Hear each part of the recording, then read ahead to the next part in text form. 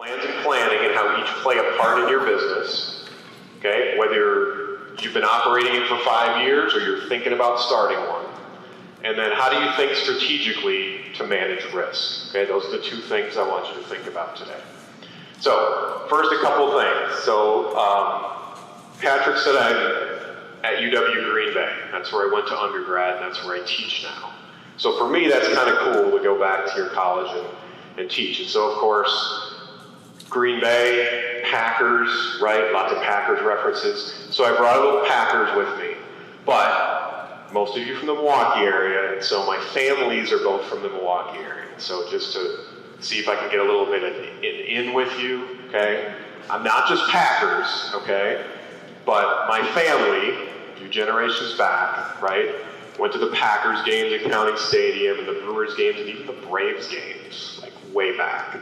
So it was my grandma that made me a huge baseball fan, right? Talking about how they used to dress up, go to the Braves games, and stuff like that. Now, here's the other part. My dad is a big Al fan from Marquette. Everybody knows who Al is, right? Yeah. So the story with my family is, when they won the national championship, who can tell Dee Dee who Al is from Marquette? Yeah, he was the basketball coach at Marquette.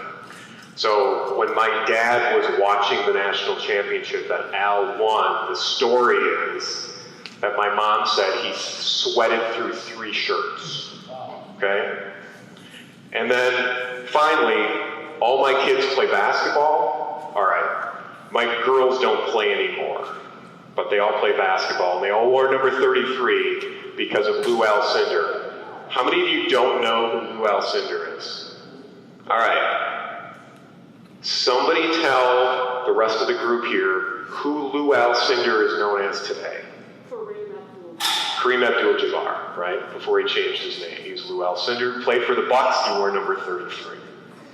Now, a little Packer stuff, right? Everybody thinks Aaron Rodgers is a future Hall of Fame quarterback, right? But that's not what he's really good at. He's even better at doing this other thing. How many of you know what photobombing is? Okay? So, this is Aaron Rodgers photobombing the team picture before the game. Before the game, the team captains always get a team picture. Now, sometimes Aaron Rodgers is the captain for the day, right? But usually not. So, he's kind of a character, right? Look at that. There he's photobombing this, okay? So you'll notice throughout your slides, Aaron Rodgers is photobombing all of them. Okay? Here we go. How many of you were told before you need to write a business plan if you want to start a business? Almost everybody. Okay? So let's talk about that real quick. There's lots of different reasons for writing a business plan. Okay?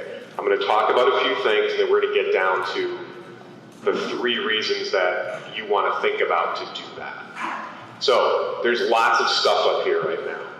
Okay? So, things like, well, is this a good business for me to start? So the question is, do you really need to write a business plan to figure that out? For some of you, you do. For some of you, you don't. Okay? If I want to present my idea to somebody, maybe if I write it down, that will help me communicate with people what that business idea is, right? Some of you like to write, some of you don't like to write. How many of you do not like to write? Like, that's not your first thing. All right, so Ruben, over here, I'm going to pick on you a little bit, but I'm also going to prop you up. So Ruben just did a pitch contest. Was the pitching thing better than writing for you? Oh yeah, right? Okay.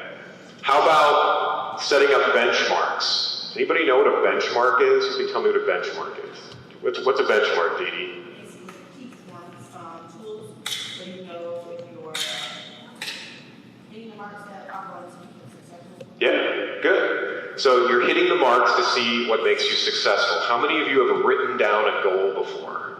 We've written down a goal before. Okay, you know you're 5 times more likely to achieve a goal if you write it down. All right, so for those of you who don't like to write, you might want to think about at least writing a goal. All right, I want you to look at this list, and it might be a little bit small on your slides to read. If it's too small for you to read on the slide there, raise your hand. Okay, perfect. To help think through the startup idea, to obtain credit from a supplier or a financer. By the way, the number one reason entrepreneurs write a business plan is because they want to get financing for their business. It's not the other things, it's because they want to get financed. To convince a key customer that this makes sense, okay? And to recruit partners or key employees. So I just went down a list of reasons why you might want to write a business plan, okay? But I know there's some people in the room that still aren't convinced. That's okay. Let me keep going, okay? Let me keep going. You then have to think about your audience for the business plan. Just like you are creating a business based on your talents, based on a need of customers, right? And so there's a difference between customers when you want something and when you need something, right? Think about something that you want or need. And I'm going to come back to this example in a little bit. Dee, question? Yeah. Yeah. Yeah. That's a good question. So Dee Dee said, depending on who the audience is writing that plan for, do you write it differently? So the answer is kind of. Okay? And I'll get to that in a little bit. That's a good question. Okay? Toilet paper, right? All right, I need some BizStarts people to help me out. Claudia, can you help me out? All right. So I stole this from the hotel. Okay. I've always just kind of been curious how long these rolls actually are. All right, so I'm going to hold this, and Claudia, just keep circling us. See how long it goes. Here, actually, Ruben, you hold that for me. Since you don't like to write, and you're probably not going to take notes, maybe? I don't know. Right? Oh, there you go. All right, so let's see how many times Claudia goes around here with that toilet paper roll. Now, why did I give her a toilet paper roll? I'm going to get to that in a few minutes. But before that, let's talk about the audience of that business plan, okay? It should be you. Okay? How many of you, when you write something down, it might be more clear to you if you go back and read it later? Okay? How many of you have journaled before? Okay. How many of you are trying to get an investor for your business? How many of you are thinking about getting an investor? Okay, a few of you. How many of you are going to have suppliers and distributors for your business? Okay? Some suppliers and distributors want to know what you're up to, and a business plan might help. Next, how many of you are potentially going to hire employees? That's a lot of you, right? So let's think about this. That first employee that you hire is probably going to be somebody who has complementary skill set that you have, right? So if you're not all that good at being the chief financial officer of your company, right? Maybe you're going to hire that person next. Or maybe you're starting a business that has to do with apps or software, and you don't know how to code. You might hire a chief technology officer as your first. That's a potential reason for writing a business plan. Okay? Some of you have food-based businesses, and you're going to deal with regulators. How many of you are going to deal with regulators? Okay, rules, laws with your business. Okay, once in a while, depending on the industry, you might have that. Claudia, where are you at? So what did you do, like 1.5 here? That's cool, all right. Now, if you completely hate what I have to say today, and you thought it was a waste of time, you go home and say, you know, the room I was sitting in, Claudia went 1.5 times around that room with a roll of toilet paper that Ryan stole from the hotel. Okay, that's what you tell them. All right, and then lastly, advisors and founders. How many of you are going to have more than one owner of your business? Maybe a partner. Okay, a couple of you. How many of you are going to be the sole owner of your business? Most of you. Okay. How many of you have a spouse? All right. Wisconsin is a marital property state. You know what that means? That means your business is their business, essentially. Okay? Essentially. Yeah, you could have a prenup, that's true. Okay? But essentially, that's the case. Now, let's say you bring on a business partner, another owner. Okay? And that business partner passes away, and that business partner has a spouse. Guess what that just means? That's right. That means your new business partner is their spouse. Okay?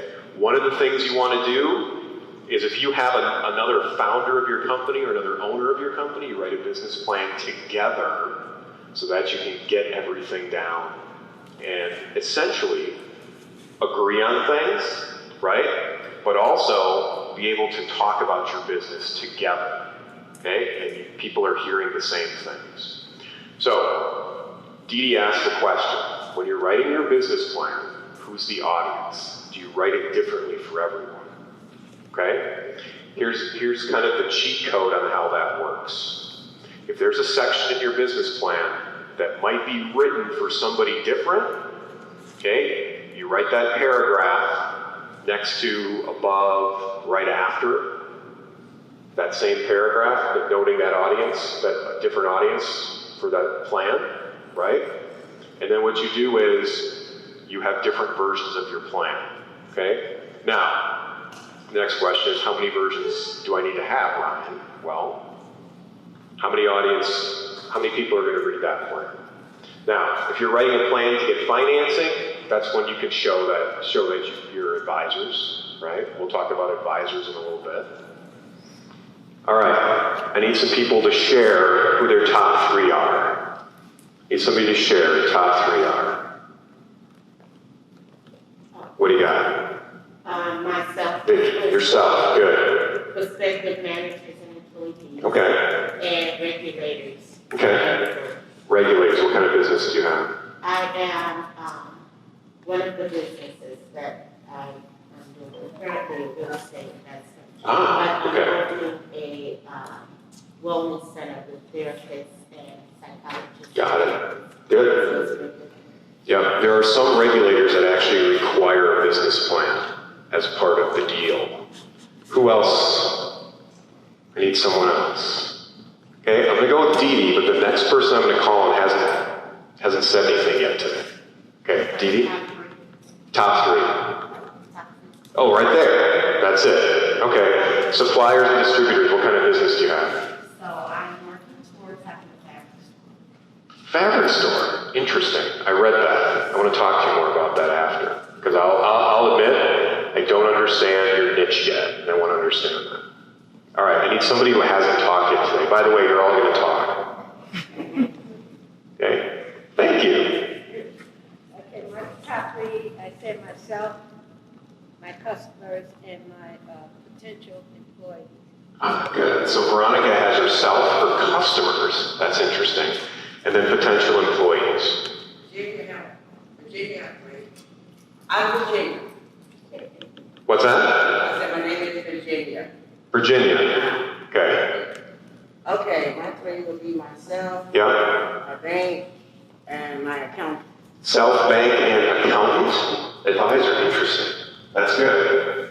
Okay, we'll talk about advisors a little bit later. I'm going to go back to Veronica. Okay? Your second one was customers, right? How many of you wrote down customers as one of your top 3? Okay? What was some of your thoughts behind why a customer might want to read your business plan? Lisa, what were some of your thoughts? Just tell your background, to make sure that you have a strategic plan in place, and that they're investments. So Lisa says you understand background, so they know that there's a strategic plan in place, something like that, right, Kevin? Depending on your type of business, you may need to educate your market. Yeah, perfect. So you just bridged that for me, thank you. If you're writing for your customers, that's marketing, okay? That's marketing. That's what that is. So you can take parts of your business plan, okay? The ones that you want to share with other people. There's parts of your business plan you're going to keep to yourself, right? Like your financials and stuff like that. Okay? That's marketing. So one of the reasons you might want to write something down is because somebody's going to go to your website and read about your business, right? They're going to read about your story. The very last thing I'm going to talk about today is your story, how important that is with your business. All right. Any other questions before I move on here for your top 3? Okay, so think about that throughout today. Who are you writing this business plan for? Honestly, it should be for you. Okay, that's the primary one. It should be for you, even if you don't like to write. So, the real question is, should I write one at all? And so I've hopefully answered that a little bit. You should be writing it for you. Does it have to be perfect? No. Okay, how many of you are perfectionists? I'm a recovering perfectionist. Okay? Here's the interesting thing with entrepreneurship and perfectionism. Okay? Perfection is the enemy of progress. Okay? So if you're going to sit on your website and make it perfect, and I'm not saying perfect from the standpoint of, yeah, you don't want the grammatical errors, but does it look perfect? No, not yet. Okay? I want you to write this 4-letter word down. J-G-E-T. Okay? In my classes with my students, I pronounce that JGET. Okay? JGET. It stands for just good enough for today. Just good enough for today.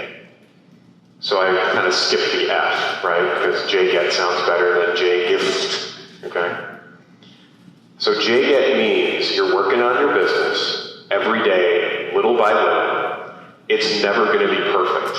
And your customers will probably tell you that. Right? You can't please everybody. How many of you are people pleasers? Raise your hand. I'm also a recovering people pleaser. Okay? If you're trying to start your business to please everyone, then we need to talk about marketing a little bit more. All right? So JGET, just good enough for today. Now, does that mean your effort and what you produce is junk? No, not at all.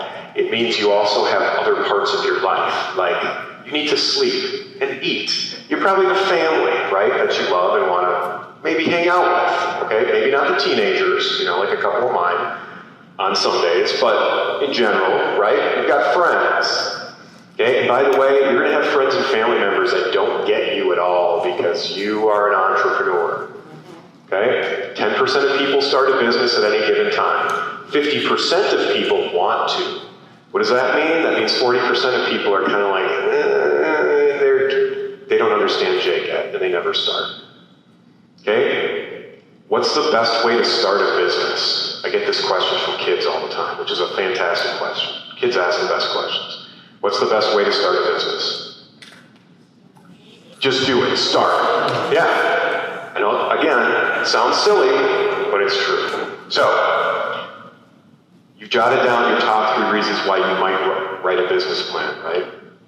Okay. Next. Okay, here are the 3 reasons why you actually need to do that. 1, flesh out concepts and demonstrate the viability of the business. Okay? That can be hard when you just want to start your business and you're not trying to convince anybody else but you that this is a good idea. So, fleshing out the concept, because some of you do that when you write. And again, for those of you who don't really like to write, okay, what could you do instead? What could you do instead besides writing? Kevin? Use a voice recording system. Yep, voice recording, good. Pierre, is that what you're going to say? All right. How many of you listen to podcasts? Okay? If you listen to a podcast, and maybe you listen to several podcasts, and maybe you follow that podcast, like you listen to it every week, or however many times it's put out there, right? Are those things perfect? No, sometimes it's just people talking about whatever. So think about that, right? Those things aren't perfect, but you're still listening to it. You're still a customer of that podcast. 2, okay? Plan to attract stakeholders. Okay, stakeholders is this goofy business term that means everybody else but you. And And so generally, we've got people that are financing the business, right, Virginia, right? Then you've got managers, distributors, things like that, okay? That's number 2. Number 3 is an operating guide. So here's what I tell entrepreneurs and some of my students, okay? When you are writing your business plan, the first thing you start with is marketing. Then you write the operations plan. That's who's doing what, where you're located, and how many hours you're going to be open. Okay? And then you write the finance part. The marketing part is the hardest. Okay? And that's why you need to write things down, flesh things out, right? You don't have to write a paper. You could write bullet points. You could do voice recordings. Other ideas besides writing and voice recording. Anybody else have any other thoughts? Those are the most common. Yeah? Like outlines? Like Yep. drawing outlines? Good. Tim said just outlines. Perfect. Again, we're not looking for complete sentences. Okay, your English comp teacher isn't like over your shoulder, right? Being critical. Who cares if the words are spelled wrong? Doesn't matter. It's your plan. Okay? Sometimes you can just write a particular word and create with the topic may be. That, for instance, we're talking about the business plan. Yeah. The operating plan. Yeah. Whatever you want to do, things like the hours. So Yeah. like the word hours, that can be approved for you. Exactly. Just think about your hours. Good. Sometimes, because I don't too much like, I just like, I make class. Yeah. Exactly. It's like a refreshment book. Yeah. What we talk about. Yes, Virginia has the right approach, right? The things that you don't know, like hours of operation, that first idea is probably not going to be the right one. Okay? But you keep writing things down, you keep thinking things through. Now, I'm going to get to a hard part about that, okay, at the end, when you want to show somebody that business plan or present that. But that's what you do.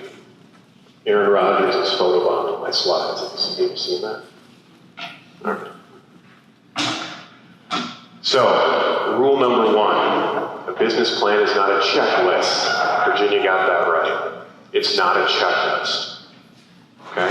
It's not a checklist. You refer to it, you revise it, okay? And for some of you, you're going to need to walk away from it for a while, right? The thing is going to bother you. And it should bother you. It's your business, right? You're writing about your business. 2. Okay? Rule 2. Internal consistency among the parts is crucial. That's the hard part. When you're writing all these different ideas down, right? And you wrote down your hours of operation are going to be 9 to 5, and then you ended up being in a building that said, no, sorry, to be here, your lease says you've got to be open from 8 to 6, and you forgot to revise that in your business plan. Okay? That's the hard part. How many of you have someone you can go to, like a confidant that you talk to? Might be a brother or sister, could be a parent, could be a best friend, somebody like that. Somebody who doesn't judge you right away when you're talking. How many, raise your hand really high if you have that. Okay?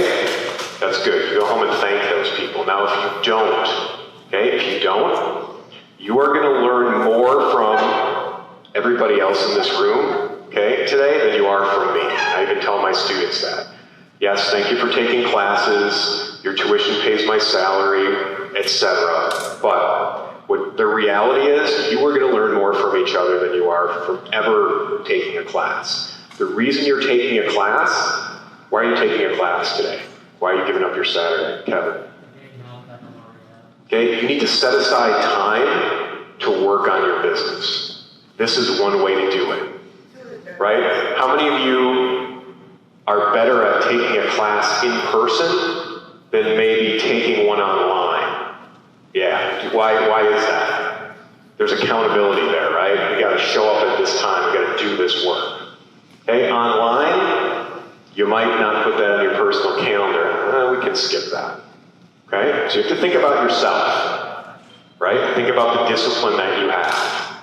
All right, now, I said 3 reasons why you might write, and I only gave you 2 rules, okay? I want you to put down rule 3 for yourself. What's rule 3? 3 reasons why you might write. This is writing the plan, okay, as opposed to recording it, okay? I know a couple entrepreneurs that are really good at, and they really like to make videos. You know what they did? They made a video journal. Okay, it might be called a vlog, right? Video log. But they did those, and then they went back, and those first videos 3 months ago, they went, whoa, that was me 3 months ago. So for some of you, okay, about half of people go online to read the content on a website, about half of us go on and watch videos. If you're a video watcher, okay, and this is hard, you might want to think about doing your own video log, okay? Now, baby Aaron Rodgers is photobombing this slide, and here's why, okay? Here's why. Some of you are going to write that plan and you're not going to share it with anybody because you're afraid that your baby, by the way, your business is like a child, your baby, right? Nobody likes to hear that their baby is ugly, all right? Nobody likes to hear that, okay? But a business plan is a way for you to develop a thicker skin, right? Because you can't please everybody. Can't. Okay? Perfectionism is going to be your enemy. So remember JGET. All right? But 3, okay? 3 is customers. You're not going to be able to serve everyone. Not everyone is going to get what you do. Not everyone is going to get why they buy from you.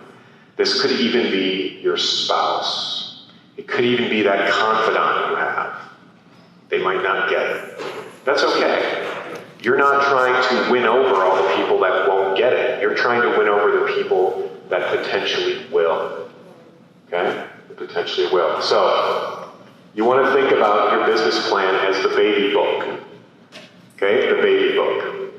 How many of you either have a baby book, have made a baby book, or you've seen a baby book? Okay? What is a baby book all about? You're tracking the progress of the baby, right? And then you're going back and looking at it and doing what? Right? Oh, isn't that cute? Oh, in 1972, bread cost 79 cents a loaf. You know, stuff like that, right? Okay? That's what you're doing. All right, before I move on, we're going to talk about parts of the business plan next. Before I move on, who has questions about why should I write a business plan? Okay, and we're going to get to what, but why, okay? Have I beaten that to death? I've beaten that to death pretty much. Question? What was the third one you said, sir? I lost you something. The rule right here. The third rule. The third rule is yours. The third rule you write down. Rule number 3, okay? I should have put on the slide rule number 3 with a blank. And then you could have filled it in. All right, that's what I want you to do. Rule number 3 is yours. Okay, rule number 1, business is not a checklist. You refer to it and revise it. Rule number 2, internal consistency, part by part. Okay, that means you have to go back and revise it and review it, which is rule number 1. Rule number 3, write down for yourself. I was just Jack. going to say, for me to write my business plan, not only did it help me identify my customers, but it really helped me to identify my purpose. Yeah. What I'm doing this. Yes, good. God is not for customers. Fantastic. So Jackie said that her business plan helped her realize who her customers really were and why she's doing what she's doing, which that's why we're gonna end today. So keep that in mind. Thanks, Jackie. Yeah. Okay. Pierre. Yeah, so what would be your advice on another couple of them, like senior business plan for farmers? Because I basically the kind of business plan here in the end of Google and business plan. Because Canva is like a lack of that's the main part of it. I can't only already a business plan that sometimes Yep. Great question. So Pierre's talking about if you have a lot of different products and things like that for your business, okay? So you don't have to write in your business plan about every single specific product, okay? That's not what the business plan is really for. You can list a whole bunch of bullet points of what your product is, right? And then maybe by that bullet point, if it's a specific type of customer, you can make a note and say, I think the customer that buys this is like this in your plan, right? So the thing you don't want to do is, right, the best way to start a business is to start, right? So one of those things is you have to start understanding how you are motivated, right? Once you understand how you are motivated, then you can understand how other people are motivated too. It's easier. So if writing a business plan is hard for you, and this is a good question, Pierre, I'm glad you brought this up. Okay, one thing is, do you have a personal calendar? If you don't have a personal calendar, you need to get one. Figure out what that looks like. Is it a giant piece of paper, right? Is it an app? Okay, you need a personal calendar. Every day on that personal calendar, you need to set aside some time. I don't care if it's 15 minutes. What you have to do is form a habit. Okay, so that 15 minutes, you're going to write that next section of your business plan. Okay, every day. You'll be surprised by how productive you can be just on 15 minutes a day. Okay? They say that if you read books about a particular subject every day for a year, for about 15 to 30 minutes, you will become an expert on that topic. Okay? You're the expert. So if you can work on your business for 15 minutes a day and put that in your personal calendar, you're all experts in this room that have to do with your business, and we'll talk about that. All right. Now, there's perspectives, though, that you need to think about when you're writing your business plan. You have your own. That's really important because it's your story. Your business is part of your story. Second, the marketing perspective. Okay? You have to think about it, your business and your products from your customer's point of view. Okay? From your customer's point of view.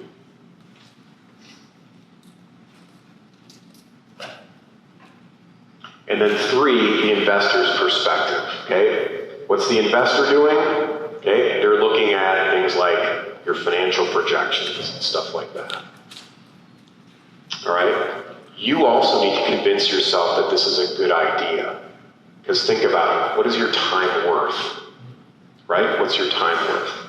I tell you, it's more than the minimum wage job you had at one point, for sure. Okay? All right, now with number 2 and 3, the marketing perspective and the investor's perspective, again, it's always hard to hear that your baby is ugly, okay? So again, you still need to develop that entrepreneurial mindset and that thicker skin. All right. So, just as a reminder, at any time between now and 12:30, okay, there's a box on the table over there. There's 3 things you need to get. My business card.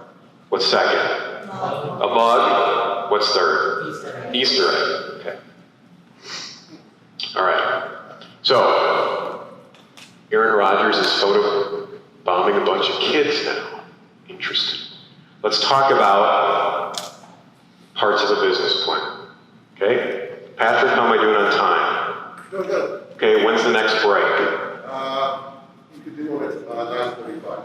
Okay, and what time is that? In? It's not. It's 9:12 now? All right, let's get through this, and then we'll take a break. Okay, the first thing that someone's going to read in your business plan is a one-page summary called the executive summary. It goes first in your plan, but you write it last. You write it last. The executive summary you can cheat on. Here's how you cheat.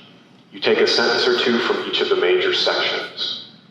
Why do you write an executive summary? So somebody can just read something really quickly, 1, 2, 3 minutes, and get the idea of what you're trying to do.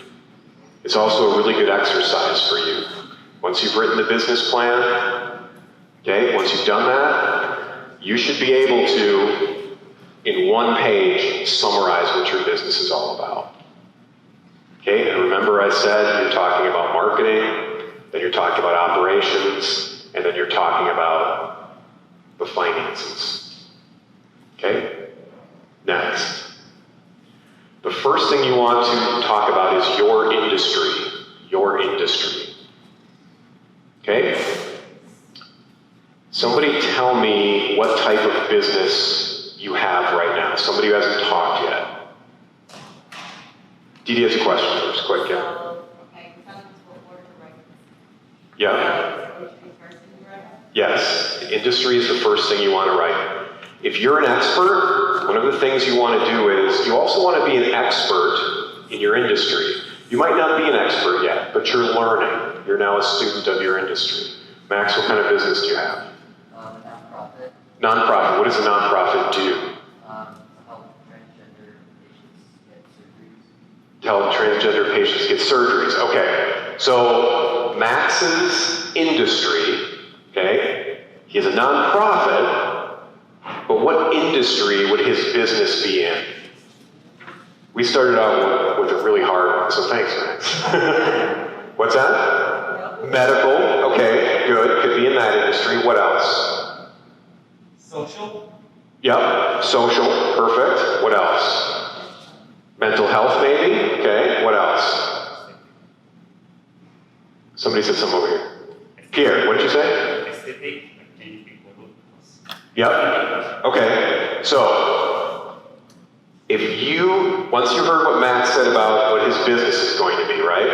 And you said, well, what industry is that in? Industry is just a category or a group of businesses, right? That's all that is. Okay? So, I don't know enough yet about your business to put it in an industry yet. It could be nonprofit, could be social, could be medical, right? It might be all three. Could be ones we haven't talked about yet. Could be consulting, because I don't exactly know what you do. Like, do you provide the surgery, or do you just help people through a system, or a system that's not there yet, right? Another example. An easier one. Yeah. Is it Tyler? Okay. Graphic design? Graphic design. All right, so he has a graphic design business. Are you helping people with logos? Nice job. Are you helping people with logos? Websites? Okay. All that stuff, right? Good. What industry do you think Tyler's business is in if he's helping people design logos and flyers and websites and things like that? Marketing, yeah. What else? Technology, maybe? Advertising? There was another answer over here. Business entrepreneur. It's demographics would be business. Okay, yep, and he's serving business owners potentially, right? Good. So yeah, generally, Tyler, you're talking about marketing consultation, okay? One of the things I want you to write down right now is this question. What industry am I in? What industry am I in? Okay, I want you to figure out the answer to that question by next Saturday. And if you're having a hard time with that question, you can email me. The only way to know my email address is to wait until the very last slide, or do what they're doing up here in the front. Okay? All right, so remember, card, mug, Easter egg. I was going to say, I know what industry I'm in. What is it? Residential real estate? Residential real estate, perfect. This is a good example. What's another type of real estate? What other industries in real estate besides residential? Commercial, right? Good. Okay. Some of them are really easy. Some of them are not. Do you have to confine it to one industry? Nope. To get it down to one industry? Not necessarily. What you want to do is you want to figure out what industry am I in? And again, I don't know yet for you, right? And so the next question is, right, you're going to be learning from other entrepreneurs, okay? Guess where else you're going to be learning from? Customers, for sure. Yep. Industry associations, okay? Industry associations. Now this is really strange, okay? This is really strange. Do you know what an industry association is? Someone in your same industry that you connect with or communicate with. Yeah. So it's people in your same industry. But wait a minute, doesn't that mean they might be competitors of yours? That's weird. You're learning from your competitors? Yeah, that's what industry associations are. It's such a weird concept, isn't it? What's your name, by the way? Leisha, how do you spell it? Perfect, thank you. I have to spell it in my head to remember. Did you have something? Jackie, you're good. Okay, so once you understand what industry you're in, then you can look for industry associations. And by the way, some of them are free to join. Some of them that are not free to join have stuff on their websites, and you can get all this free content and learn about your industry. Right? When Ruben was pitching his business idea the other day, one of the things he might have pitched was, my business does this, and we are part of a $3 billion industry that is this. Okay? So, if you are not sure what industry you're in, make a note and email me, okay? And I'm going to email you a website that you can play around on. But do you know who one of your best friends is as an entrepreneur? Dr. Google, yeah, Dr. Google. Okay? Next, you have to talk about your company, the concept of your company. Okay? Max, you gave me a good idea of what the concept of your company is. Okay? And then what products you have. They might be goods like the chair you're sitting on, tangible stuff. It might be a service, which is an interesting thing all in itself, right? Most of us have service businesses. There was a hand back here. Thank you. Everyone's pointing at you. I was just going to ask, do you write the association that you're a member of in your business plan? Yeah, good question, Monica. If you belong to an industry association, do you write that in your business plan? Yeah. Yeah. All right, so some people got the mug and the business card. Who got the Easter egg? Open it up.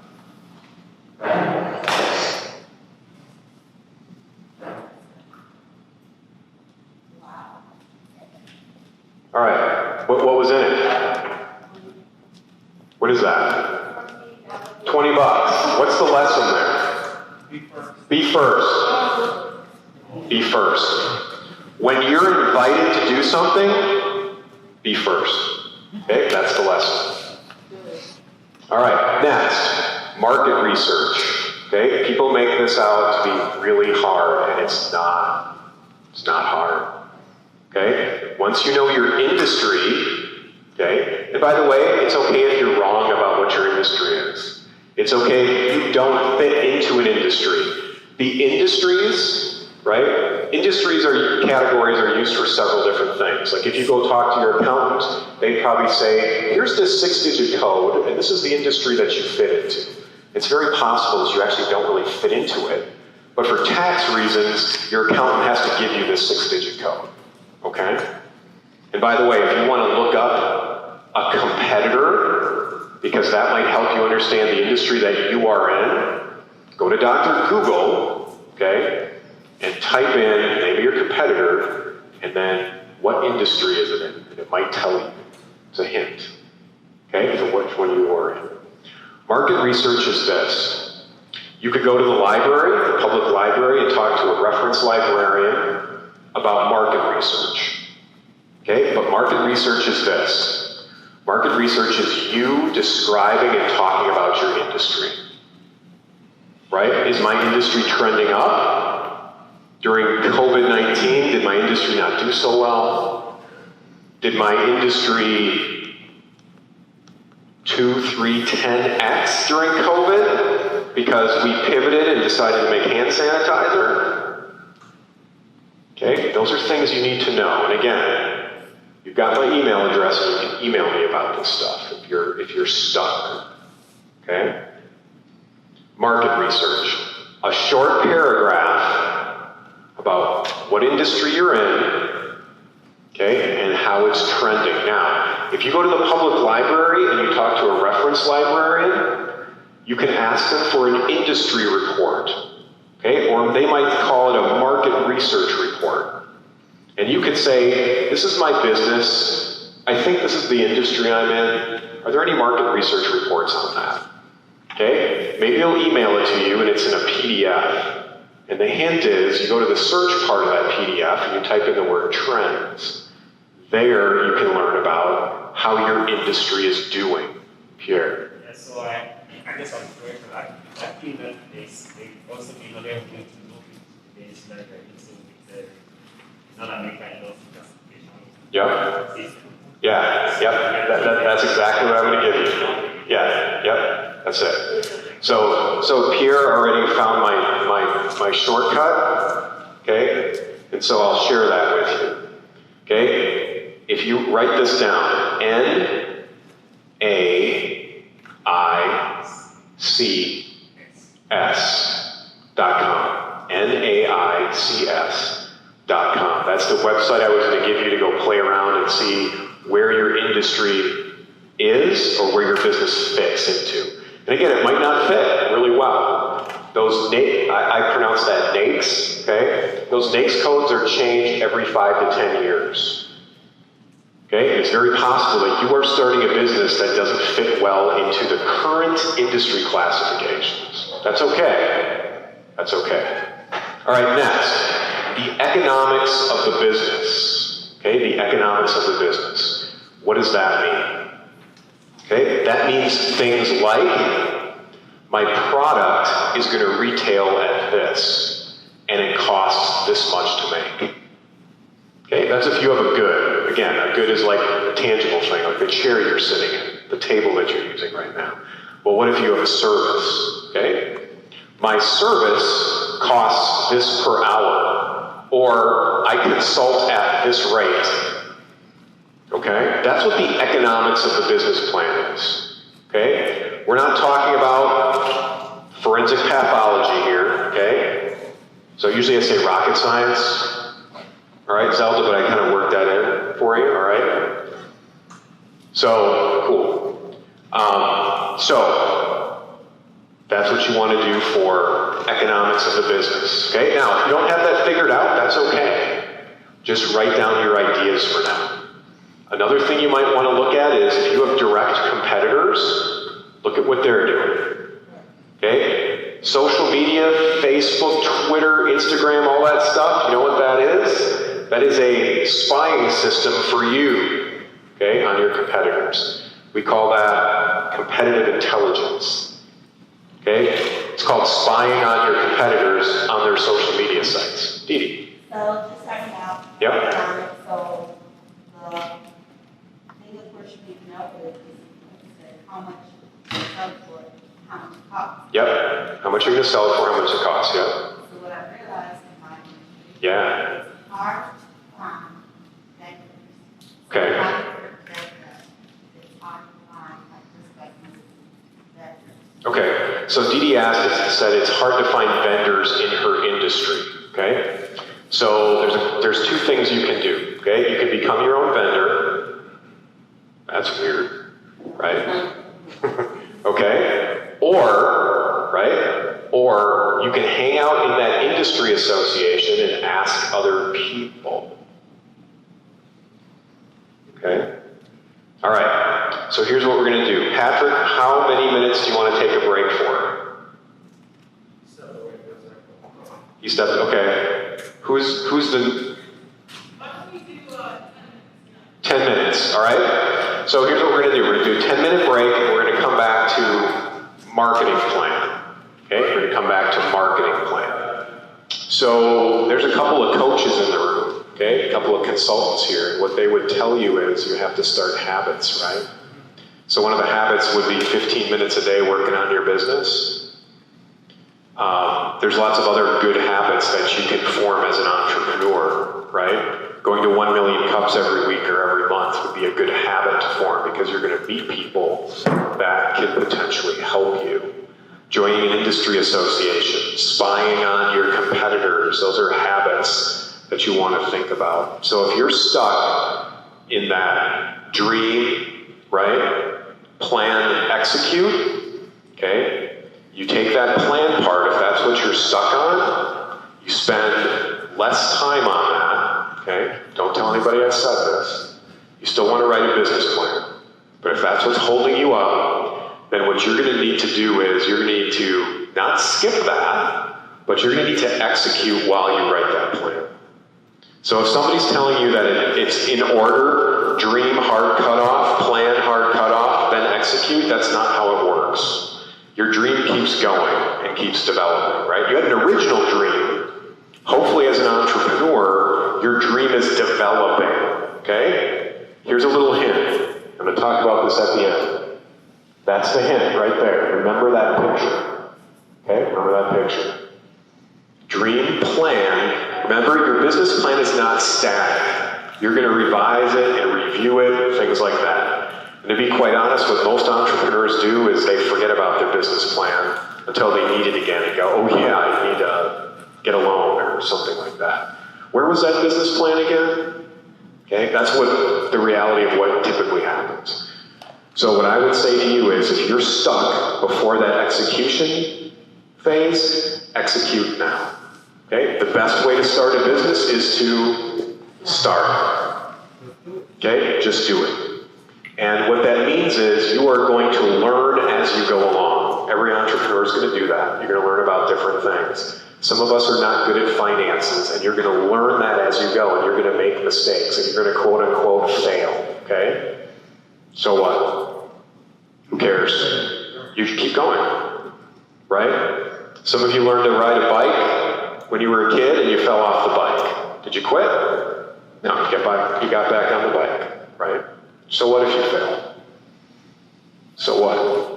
Now, some of you have to think about that and convince yourself about that so what, because you have friends and family that think you're weird, right? The friends and family that think you're weird and will be hard on you when you quote-unquote fail, guess who won't be hard on you when you fail? Other people in this room, okay? Does that somewhat answer your question, Lisa? Okay, but follow up with me if it doesn't. Right. Let's start talking about a couple more things, okay? Marketing plan. You can break your marketing plan down into 4 different areas, okay? You talk about your product, which you already kind of did up here, the company concept product part. Talk about your product, okay? Next, you're going to talk about how your customers get your product. Okay, how are my customers going to get my product? Here's some examples. Okay, they buy it online. They come to the pop-up store. Okay, I am going to sell it in another business right now, even though I don't own this business. You will think of very creative ways to sell your product, right? How many of you either now or at some point thought, I kind of want a restaurant? How many of you thought of that before? Okay? So what I would say to you is this. Do you have the money to start a restaurant today? Well, good. You don't need to. What do you need to do? Catering, okay? Even before catering, what do you need to do? Okay? You need to come up with a menu, don't you? What kind of recipes do you have? Start, right? Start making things. Start making things. Okay? All right, so we've talked about product. We've talked about how your customers get your product. Okay? In academia, that's called place or distribution. All right? Next is price. Okay? Hang on here. Next is price. Okay? Now, if you have lots of different products, okay, here's where you bullet point things. Your product number 1 costs this for my customer. Okay? Price. And last is what's called promotion. Most people think it's advertising, but the reality is most companies don't pay for advertising. Okay? It's just what we see. And quite frankly, sometimes it's kind of fun, right? Some of us watch the Super Bowl for the ads, not the actual game. I do that. All right? So we have product, how your customers get your product. Okay? we've got price, and then we've got what's called promotion. Now, what's under promotion? Tyler said a bunch of stuff before, right? Websites, logos, flyers, t-shirts, business cards. Think simple. Think simple. If you have a store and somebody walks in and tries to sell you radio advertising, okay, how do you even know you need that? Think simple, okay? Always think simple first, okay? If you don't have business cards, how can you get business cards for really cheap? Anybody know? Ruben. What? Vistaprint, right? And so you can get business cards for free, you pay for the shipping. And on the back of the business card, it'll have an advertisement for Vistaprint. So what? Get the free cards, right? Pay the few bucks for shipping for now. Okay? Or talk to Tyler back there. He'll make you some. Right, Tyler? That's right. Okay? Think simple. Think simple. Sometimes we as human beings overthink things way too much. Okay? You also have to think about this. How many of you have shopped on Amazon before? Okay? Most of us, right? How many of you have used one-click shopping? Okay? My question is this. Why does Amazon have one-click shopping? What's that? Ease, right? And we want it. We told Amazon, make it simpler. Okay? Make it really easy for people to do business with you. Don't make them jump through hurdles. How many of you have ever been on a website and it looked kind of junky and you were like, I'm not sure this is a credible business? How many of you have ever seen a website that's like, yeah, Tyler, you better raise your hand, right? Tyler didn't make it, okay? He's improving those. Think about that, all right? Make it simple. Make it simple, okay? Next, design and development plans, okay? This is for your products. You will start your business with what are called core products. Not all your products, a few core ones, okay? If you have a service, you have a service offering. Do you know how service businesses expand? Their customers keep asking them to do more stuff, and you have the decision to make, yes or no. Can I provide that profitably? I think I can. And you might be wrong, you might fail, who cares? Okay, that's how service businesses grow from their core business, okay? It could be helping Tim clean his residential properties, because Tim has other things to do.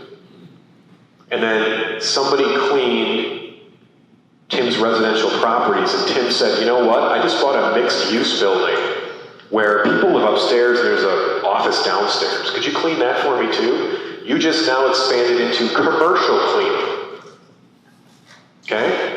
That's how that happens. You start with core products, okay, and then you expand. That's what's design and development plans. Okay? Because again, you don't have a business until you start it, so you have to sell something. Next, operations. So we just talked about all this kind of marketing stuff. Okay? Now we're in the second part of the plan, operations. Okay? This is where you're located, what are your office hours, right? And if people are walking in to your place of business, a retail, an office, okay, you have to staff that, right? Is that you, or is that somebody else? And by the way, when you're staffing your own business, you're not just sitting there waiting for people to walk in and doing nothing else. You're doing stuff like revising your business plan, working on marketing, right, in between customers, okay?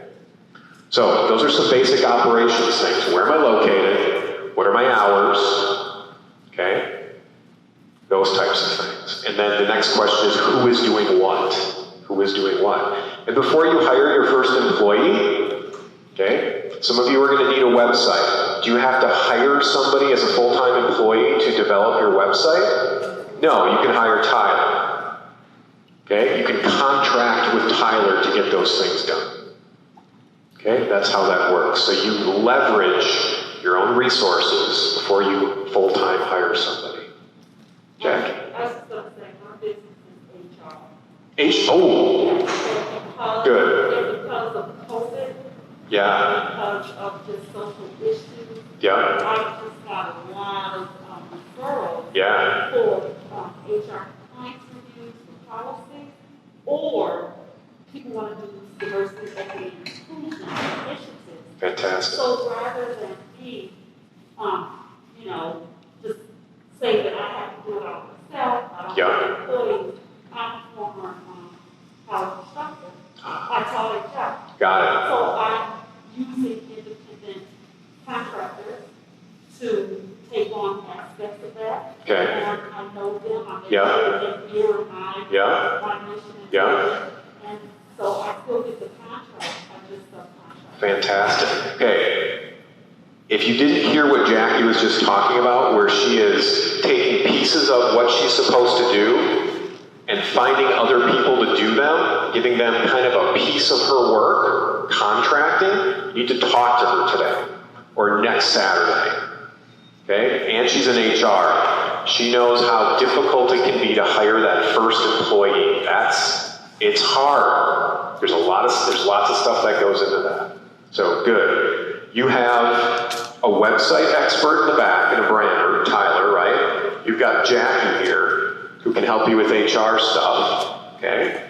If we have time, we'll go around and talk about all of your expertise so that you all know. You should be writing down Jackie, HR. Okay? And if you forget Jackie's name or last name, you can talk to the BizStarts people. Who was that person in my class that was the HR person? Who was that person in my class that helped high school students with scholarships? That's Kevin right there, okay? You should get to know the people in the room. All right. Next, management team. Management team. Starts with you, right? Okay, and then we just got done talking about who's that first employee. Could be a contractor. All right? You start with yourself, and then your management team, we'll talk about advisors. It's not really management team, but kind of. Okay, you need advisors. So if you are starting this business with more than one person as the owner, you need to think about, how can I summarize my own resume in a sentence or two? Okay, Jackie just did it. I used to teach HR in college. Okay, that's part of Jackie's story. So think about yourself. Okay, your work history, for example. All right, that's management team. Each owner needs to have that couple sentence bio, right? Each owner should be able to say, my partner does this. Okay, that's management team. Overall schedule, we're still in operations here. Okay, what does that schedule look like? So again, this is if there's more than one owner, who's doing what? By the way, if you have more than one owner of your company, you need, okay, it's the law, you need to have a partnership agreement or an operating agreement or bylaws. Okay, you have to have that. And that's the opportunity for you and your partners, your other owners, to get together and agree on or disagree on a lot of things at how the business runs. Okay, and guess what? It might mean you've got to talk to an attorney about that, and I usually recommend that. Okay, if you want more information on that, we'll have a session here after I'm done talking, pretty much, but you can always email me on that too. Okay, next, critical risks, problems, and assumptions. Okay, you want to be thinking about things from a personal risk standpoint. Okay, personal risk just means this. If this is my full-time job as a business owner, okay, what about my personal income? If I have a full-time job right now and I'm starting this on the side, right, my side hustle, okay, when am I going to take this full-time? Or maybe that's not my goal at all. Maybe I'm going to work full-time for a long time and I'm going to have this on the side. This is like my baby, right? Okay? Problems. What are the current problems I have right now? All right? If you're not good at writing, number one, that's an assumption. You might be wrong. Okay? But if writing is not your thing, okay? If writing's not your thing, what you probably can write down is the problems you currently have. happen with starting the business. Okay, do that. And that 15 minutes a day, that 30 minutes a day you're working on your business, hopefully it's more than that at some point, like on the weekend, right? Write down those problems, and then you have to find out people who can answer those questions for you. Next, assumptions. Okay? Assumptions are part of, we're going to get to the finances in a little bit. Okay? But assumptions are things you're assuming that are going to happen. Things that you're assuming are going to happen with your business. It's pretty broad. Okay? That's pretty broad. But when you do your financial projections, okay, your financial projections, how you're going to be profitable, how you're going to make money, even if you have a nonprofit, you are profitable. Okay? Nonprofit doesn't mean you don't make money. Nonprofit means there's no owners that get the benefit of the profits. If you are a nonprofit owner, you're not actually an owner. You're called a founder, okay?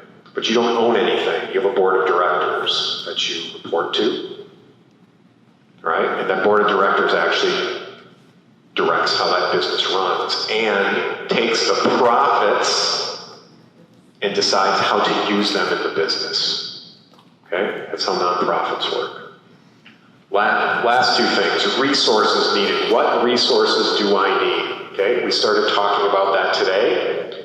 Ann was here last Saturday, talked about a lot of things when it comes to resources, right? What resources do I need? Now, sometimes you don't know what to write down because it's kind of like, I don't know what questions to ask, okay? Don't let that hold you back. Write down some notes. What is it about that question that I don't know what to ask? Okay? But write it down. And then make yourself accountable to finding out what that answer is. That 15, 30 minutes a day that you're working on your business, one of those 15 minutes might be, I wonder what the answer to this problem is. Right? It could be that. It could be that. All right. Typically in a business plan, there's an appendix. Okay? An appendix. What an appendix means is, here's some supporting stuff that's really not that important for the business plan, but I've got it around just in case. Like your resume, okay? Like your social media web links, okay? That's what I commonly see in different appendix in the business plan, okay? One of the things you need to start being good at, I didn't say you have to be good at, start being good at, is keeping records, okay? Keeping records. So a record is anything you write down. It might be a conversation that you have with somebody, and you want to write that down. Now, the other key to records is, after you write it down, being able to find it again, right? So you have to think about your filing system. What am I going to call this note that I'm writing down? What folder am I going to put that in my cloud, like free Microsoft OneDrive, or free Google Drive, or free Dropbox, or free Box? Okay? If your computer crashes, it shouldn't matter. You should have all this stuff saved on the cloud somewhere. If you need help with that, let me know. Okay?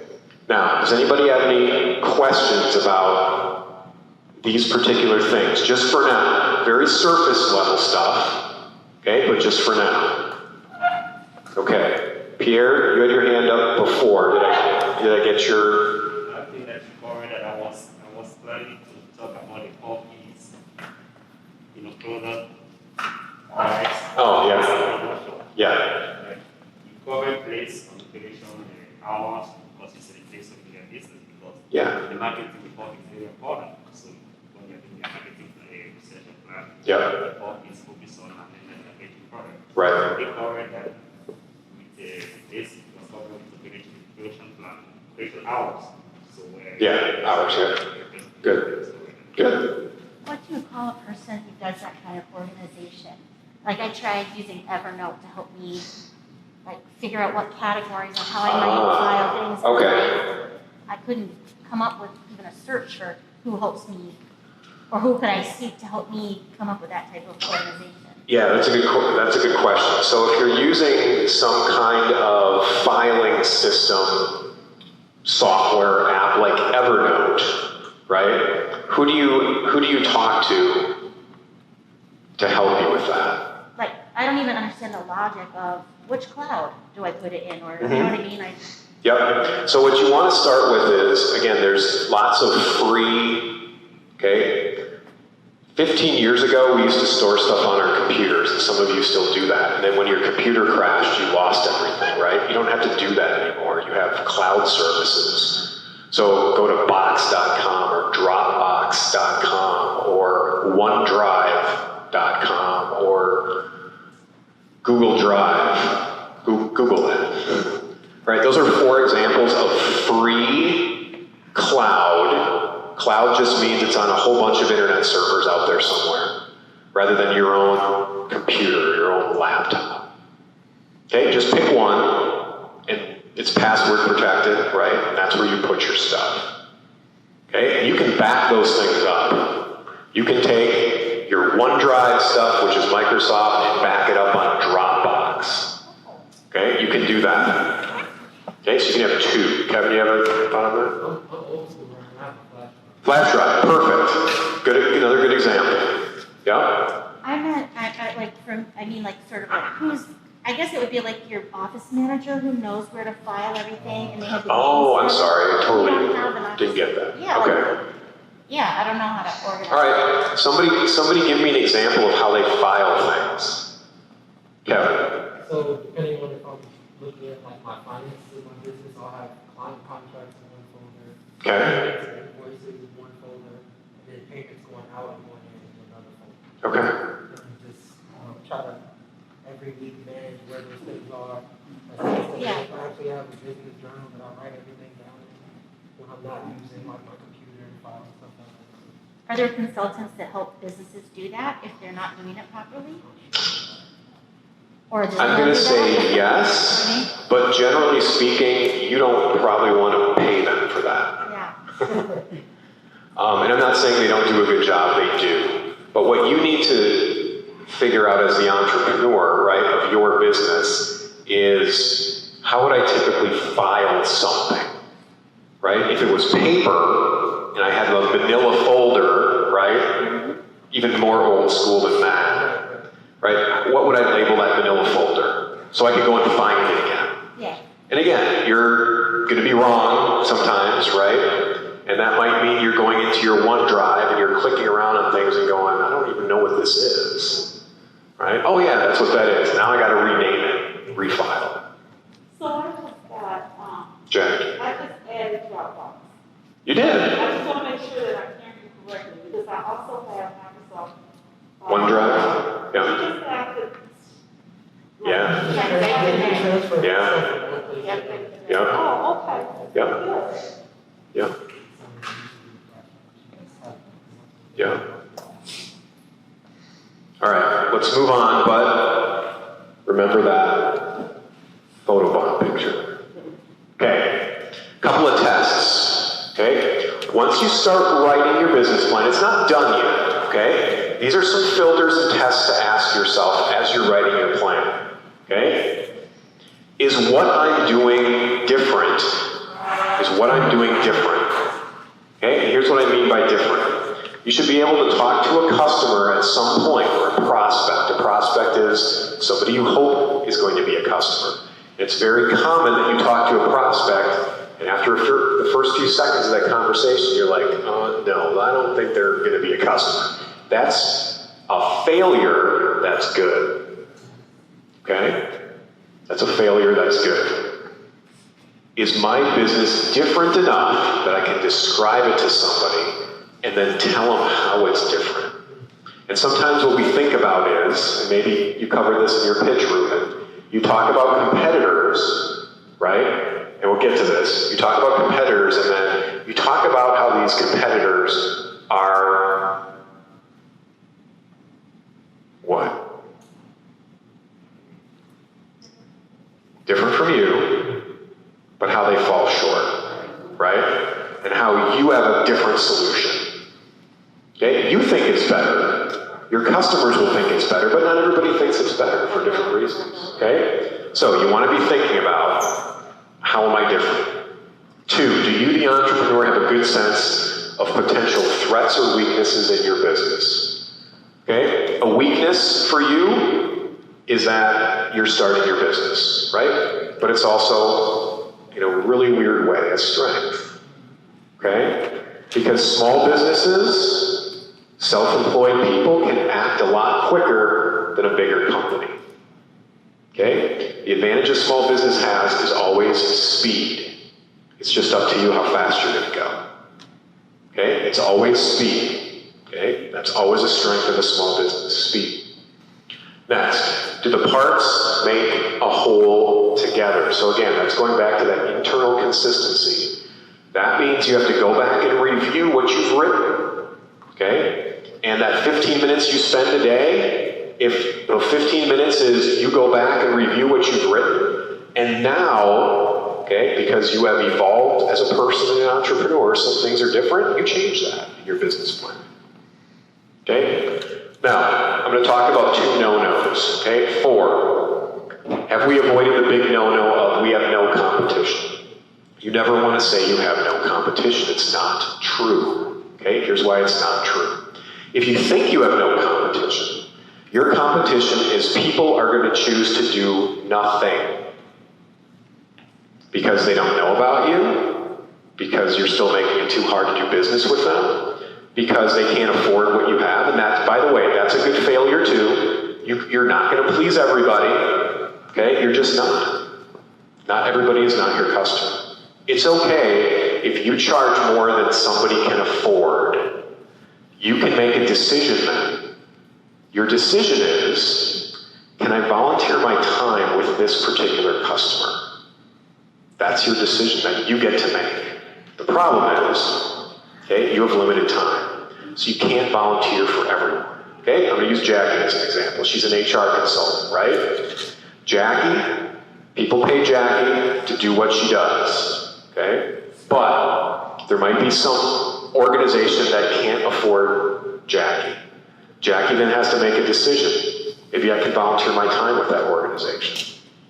Or maybe I can serve on the board of that organization because I'm an expert and I know about HR stuff. That might even be better. Yeah. Okay. 5. And again, if you don't understand or not quite sure about that no competition thing, email me. Okay? 5.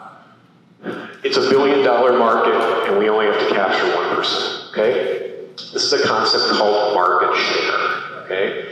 If you are talking about your market, meaning the group of customers that are eventually going to pay for your service, is $1 billion, okay? This might be true. This might be true, okay? But when you start talking about this, then people stop listening to you. They stop taking you seriously. All right? So this is the kind of stuff that you keep to yourself, okay? This is part of your dream, potentially, and I'm not here to squash your dream. That's the last thing I'm going to do. You have to decide as an entrepreneur, what am I going to talk about in my business plan? Because you're not going to talk about everything. Okay? You're not going to talk about everything. This is the stuff you talk to your confidence about, and the people in this room about, who get you. Okay? So, there is the problem with statement. What you don't want to do is put that in your business plan. Okay? Because people won't take you seriously. You want to put stuff in your business plan that people will believe. Okay? That people will believe. Now, again, that could be true. Okay? That could be very true. You don't want to put that in your business plan, though. Ruben? Can you put that in number terms? It's like Yeah. 100 billion, and we aim to capture 6.5% of the market. We can give it this much. So you could do that, but here's a better way of saying that. Okay, especially like in pitch competitions, you'll see this a lot. Okay, we are part of the $50 billion blank industry. Okay, and then they'll start talking about how many customers they think they are going to have. That's not what you're actually talking about in a business plan or in a pitch competition. What you're talking about is, who are my customers? This group of customers who I think are my customers might be a $10 million market or a $50 million market. You're not going to get all of them, right? If you want to estimate how much you think you're going to get, that's okay. But again, guess what? Rather than saying this, you put that in your financials, right? That's number stuff. Yeah. So this is fine. It's $1 billion market because that's part of your market research. But this, and we only have to capture 1%, right? The problem with that statement is we only have to. Yeah. There's a limitation there, and then what you're doing is you are, again, you're getting to that point where, remember, 10% of people have a business, 50% of people want to, so that means 40% of people aren't doing it. And then we haven't even talked about the 50% of people that don't want anything to do with the business ever, right? Okay?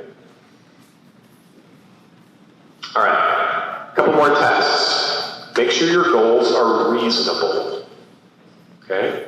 It kind of goes along with what we just said. Your goals should be reasonable. Okay? Your goals should be reasonable.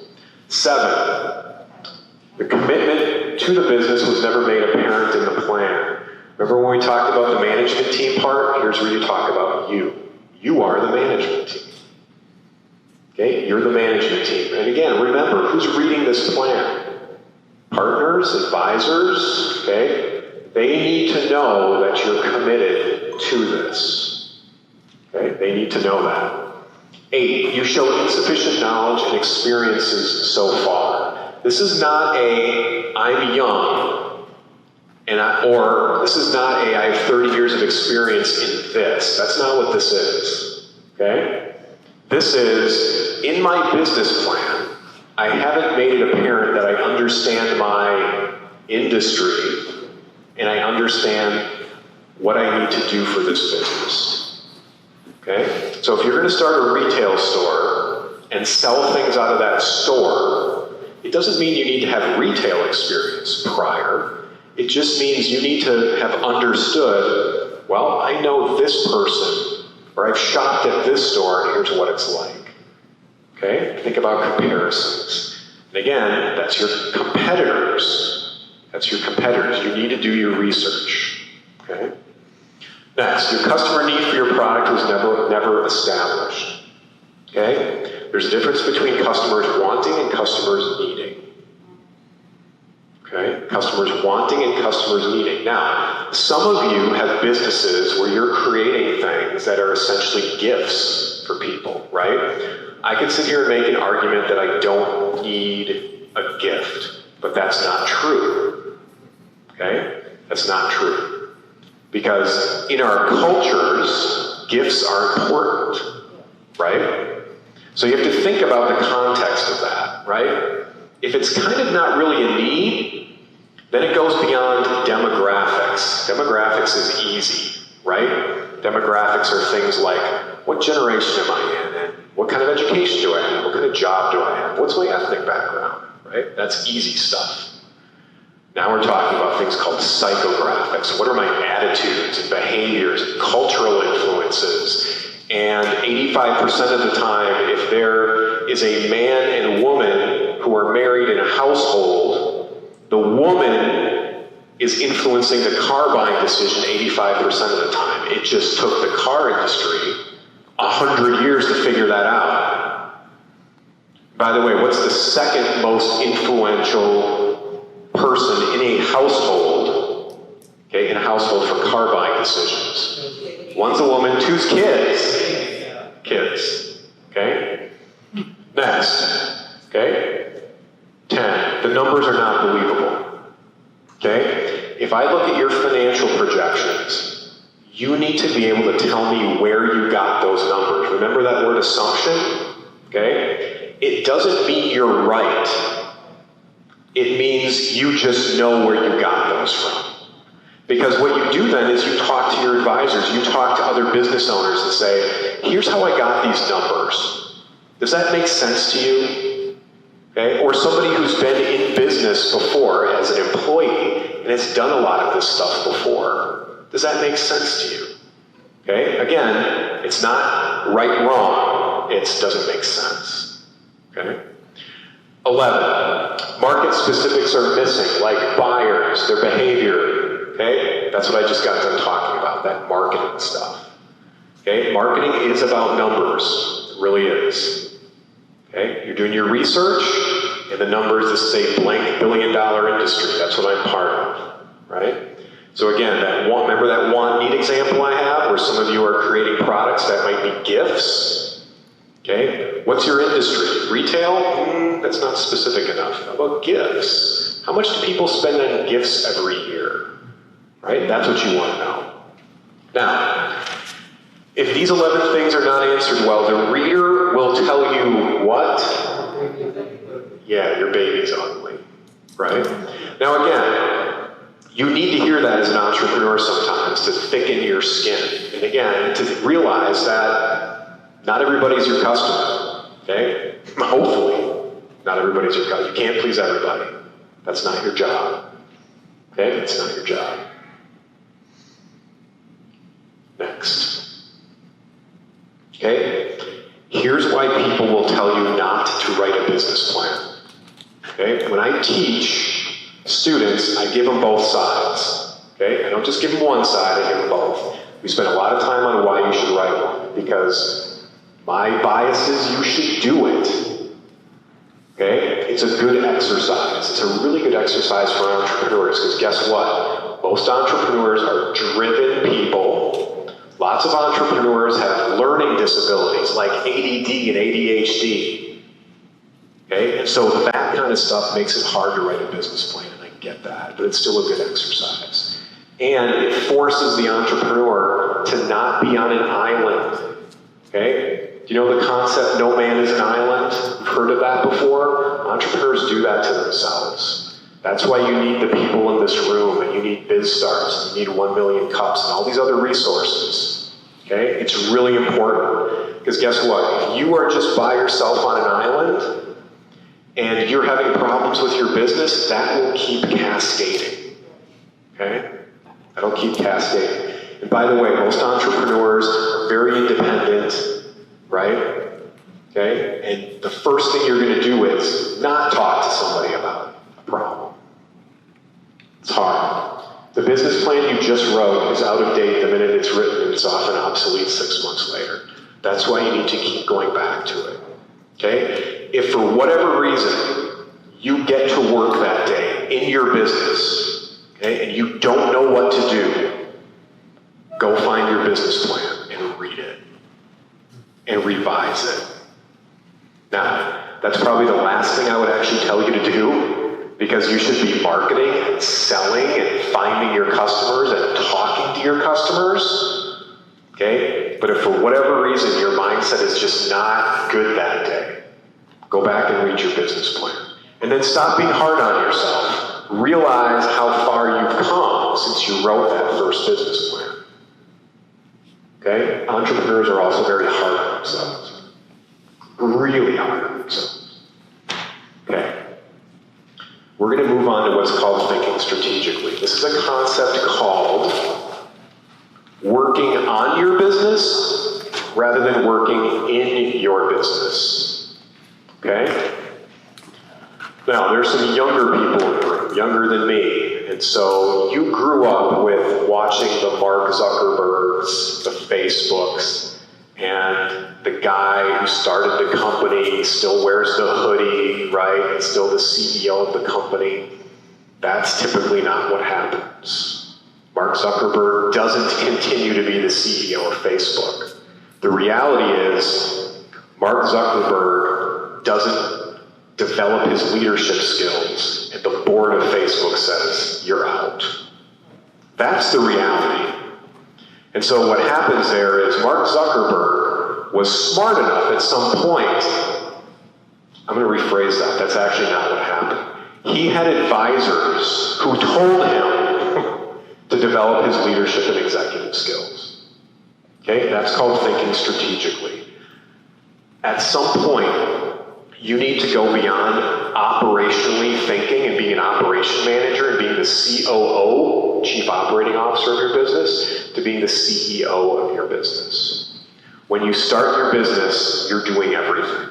You're doing the operations, the marketing, you're struggling through the financial part of that, okay? If it's technology-based, right, you're struggling with the technology, okay? You're fixing all the stuff yourself, right? Yeah, okay? You have to go beyond that, though, okay? Thinking strategically. Now, you all can think strategically. I know you can because you're here. That was a strategic move on your part.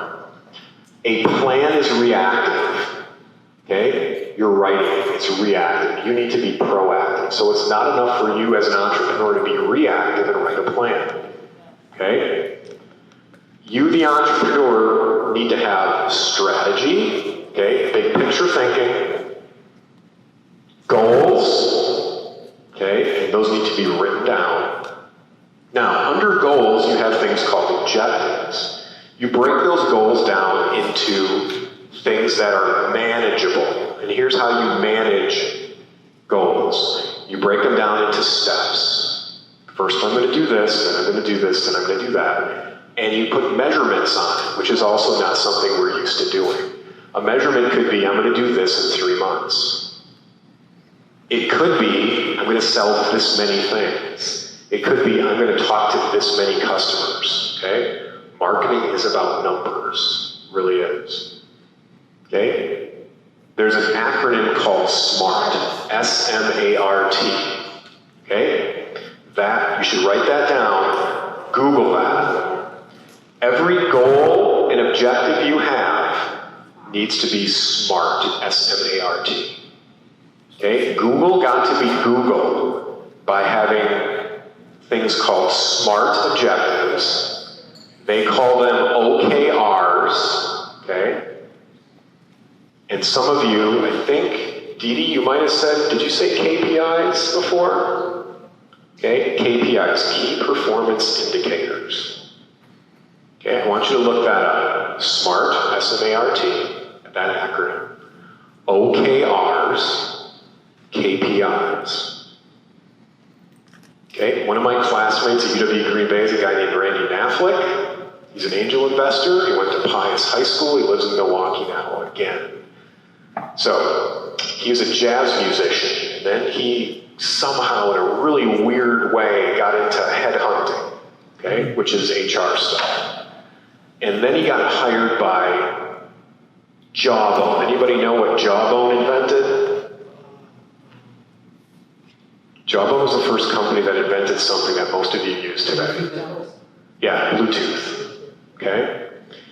Then he got recruited to Google. He's writing a book right now about how Google got to be Google using OKRs. And his wife has a company, and guess what they do? They use OKRs every quarter, okay? Some companies call them KPIs, key performance indicators. Those are things you need to talk about in your business plan. Okay, look those up. If you have challenges with those, please email me. Okay? Now, what we're all used to is what are called tactics, the things we do minute by minute. Okay? How many of you have ever posted something to social media? LinkedIn, Facebook, Twitter, Instagram. How many of you have done that before? A post. Okay? A post is a tactic. Okay? And when I'm teaching my digital entrepreneurship class at UW Green Bay, all the students have posted something in their life, right? But they've never figured out why they've posted it. And then I run them through this social media simulation. And at the end of it, they go, I didn't realize that you did all these posts for all these different reasons. Okay? That is strategy. Why are we doing it? Okay? And so I've talked about a lot of stuff today, but if I would tell you the one big takeaway today, it's not even the Easter egg thing. Okay? It's why are you doing what you're doing? Okay? tactical stuff is us being a micromanager. All right, this is a room full of entrepreneurs, so I'm hoping, let's just see what happens. How many of you like working for micromanagers? Raise your hand.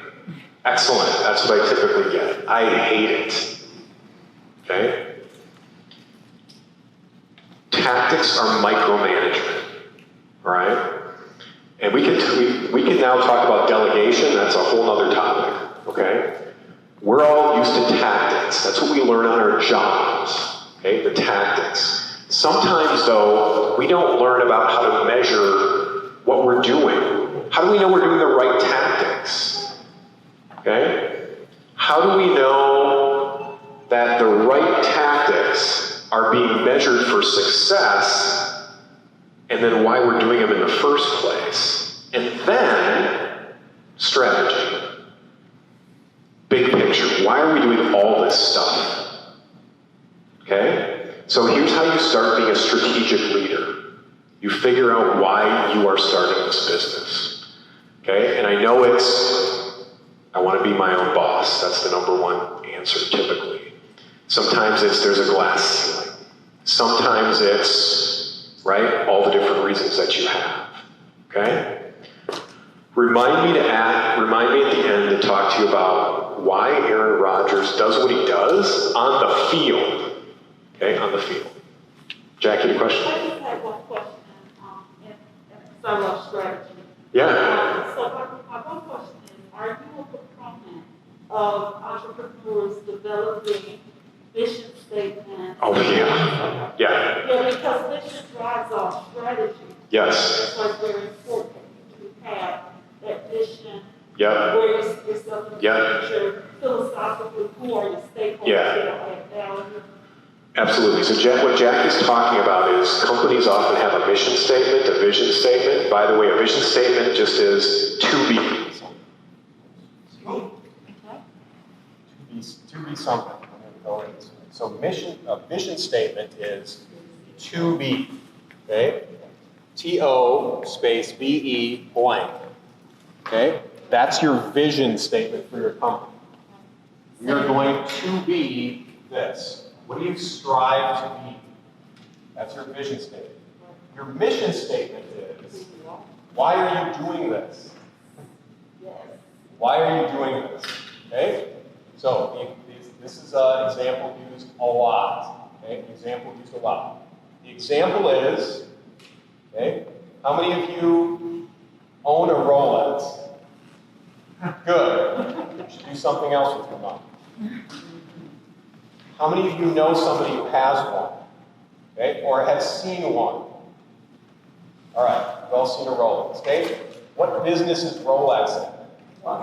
No, they're in the luxury product business. Okay? That's their mission statement. We are in the luxury product business. That means if nobody bought Rolex watches starting tomorrow, they would still be in business because they're making luxury products. If you have a Rolex, there's some status to that. Is there not? Okay? That's what you're in. So, you are not in the candle making business. That's what you do, but that's not why you do it. Alright? You've heard a lot about why you do it around here. Max had a good why he does it. Alright. Now, thank you for that, Jack. That was good. The next thing, this is why I brought the toilet paper. Okay? How many of you can think of a product that is what's called a commodity? A commodity. What is a commodity product? Give me an example of a commodity product besides toilet paper. A comb. A what? A comb? Toothpaste. Toothpaste, yeah. What's that? Hand sanitizer. Good. Soybeans. Shoes. Shoes? Soap. What else? Shirts. Lotion. Okay? So, here's the number one thing that entrepreneurs get in a trap. They get in a trap called the commodity trap. Okay? The commodity trap. That's what this slide says. Okay? The slide says commodity trap. Here's what that means. It means all this stuff. It means all that stuff. Remember in your business plan, you're supposed to talk about how you're different. Okay? Now, Why did I bring the toilet paper? Not just because I stole it from the hotel, right? But because when COVID hit, was toilet paper a commodity anymore? No. It was not a commodity anymore. Okay? I hate camping. I hate it. Okay? I've got 5 other members of my family, got a wife and 4 kids. They love camping. Okay? I hate it. Do you know what I bought during COVID? I had to buy toilet paper that campers use. That's what I had to do. Okay? Toilet paper was no longer a commodity. You don't want to be a commodity to your customers. That means you're not any different. Guess what you're going to have to do if you're a commodity? You're going to have to spend a lot of money on advertising that you don't have. And if you think about all the different companies that spend money on advertising, they are commodities. You don't want to be that. You don't want to do that. Yep. Better? Yeah.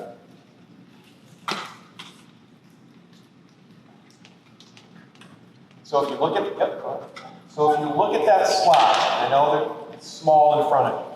Here's what it says. No differentiation, low prices. Okay? I hear a lot, I get this from college students all the time. I want to have the lowest price, whatever. Like, well, guess what? Small business owner, you won't survive. That's not different enough. Okay? You can't compete with Walmart. That's not your job. Okay? Your job is to be different and give people something different. Now, can they get it at Walmart? Maybe. Maybe. But you're still different somehow. Right? Next. High unit costs. Okay? This has to do with low prices as well. If you're a retailer, maybe you're making something. By the way, if you're making something, by definition, you're a manufacturer. Okay? But if you're buying things and then reselling them, you're a retailer. If you don't do that profitably, okay? If you don't do that profitably, you're not going to make enough profit to stay in business, typically. Okay? Typically. And again, it's something we can talk about later, okay? Limited volumes or capacity. Now, your marketing plan might say, we have customized products, and once we run out, and that's part of our marketing. Okay? That's just like the Easter egg. There was one. You didn't know that, but there was one. Once that was gone, it was gone. Okay? I highly recommend, if you are a small business retailer, to think about that strategy. We have a limited number of stuff, and when that stuff runs out, it runs out. Now, we could have a whole other conversation about retail management, right? About inventory management, and say, well, if you ran out, you didn't buy it, right? I get that. But you might have a customer that comes in faster, right? You have to train your customers. Have them come in and get the stuff that they want. Intense competition, low entry barriers, okay? There's good and bad with being a small business. There's good and bad with starting a business with little to no money, okay? It also means everybody else can do it. That's called a low barrier to entry. How many of you are going to start an airline today? No, because it costs billions of dollars to have a fleet of planes. That is a high barrier to entry. How many of you could start a lawn mowing business today? All of you, right? That's a low, right? So you have to differentiate yourself, okay? This is called the commodity trap, and the number one thing is labor intensive, okay? Your business can be labor intensive, but guess who can't be the labor after a while? You. If you continue to be the labor, okay, if you continue to be the labor, that then means you can become a commodity, okay, and you are still the operations manager. You're not thinking strategically enough in your business. All right? Questions about those things? Okay? And again, remember, this is a workshop. You're doing work. Everything I'm talking to you about, you should be applying to your business idea or your current business. Okay? It's very possible that I'm telling you stuff that you don't need. When you go to the grocery store, do you buy everything? Nope, you leave some stuff on the shelf, right? Okay, here's how you avoid the commodity trap. These are the top ways to do it. 1, price. Your prices should be higher because you are providing higher quality and higher service. Okay? There are three parts of the product. The product itself, the service you're going to provide, and the speed for which you get it to your customers. You can't pick high speed, low quality, and low price. Okay? As a small business owner, it won't work. All the big companies, right, started as small businesses, and they figured out how to distribute things, right? Quick Trip, Walmart, they figured it out along the way, okay? You can't do that as a small business owner, right? I can't, how many minutes we got? 10, thank you. Okay, next, suppliers. The number one way to differentiate yourself has nothing to do with your marketing. It has everything to do with the relationships that you build. So if you learned about the traditional 4 Ps of marketing, product, price, place, or distribution, and then promotion, many people put their effort into promotion. The biggest differentiator actually is distribution, because there are relationships that are built there that are not easily duplicatable. Okay, suppliers. And just like Jackie was talking about before, when she's subcontracting some of this work out, she vets them, right? It's not just anybody, okay? You have to understand who this supplier is. You should go to their workplace and walk that floor and walk around in their business. Okay? Next, you might be the first employee of your business. Okay? You might be the first employee. And it will take you a while, okay, until you are not the best salesperson in your business. But at some point, if you want to keep growing your business, and at some point you might say, no, I'm done. This is about where I want it to be. That's okay. That's great. That's what most businesses decide to do. But as you grow your business, you also have to delegate things. You have to let people fall on their face and fail, even though you gave them advice for how to do this job, right? And then you need to circle back with your employees and say, here's what we talked about, what didn't work. You know, it's kind of like parenting a teenager, in a way, right? Okay, next is capacity. Okay, capacity means this. How much time do you have in a day? Okay, this goes back to yet, just good enough for today, because there are other elements of your life. Okay, there are other elements of your life. Now, I hate the word balance, because that's not really, people are like, oh, I'm juggling. No, you're not juggling. There's no balance anything. This is all part of you. Okay, you're blending in business ownership with being a mom and being a community leader and being a church member and whatever else it is. Okay, so if you have this word picture in your head that you have to balance things and juggle things, get rid of that as fast as you can. Okay, this is about blending, right? Blending stuff. Okay, how many of you are really good at, when you walk in the door of your employer, to stop all that other stuff going on in your life? Dee Dee said, I wish. It doesn't work. Okay, that's the balance picture, the juggling picture. It doesn't work. It's wrong. Blending is the right way to think about it. How does this all work together? So, Does the supplier and the labor intensity and capacity, don't those all kind of go together? Like, yeah, they do. Yeah. This is right here, those three things, as Zelda said, they go together. This is you moving from tactics, the micromanager, being the person that does everything because you think you do it the best. And guess what? You do it the best. Okay? But you can't do all of it. You can't. You have to think strategically too, okay? One of the best consultations I ever had was a business owner who had 13 employees, and she still cleaned the company kitchen, okay? Now, there's two ways of thinking about that. One, she's a servant leader, right? She's demonstrating to her employees that she's gonna clean the kitchen. I totally get that, okay? But here's the other part of that. Let's be honest. How much is your time worth? Okay, it's worth more than you could pay somebody to clean the kitchen.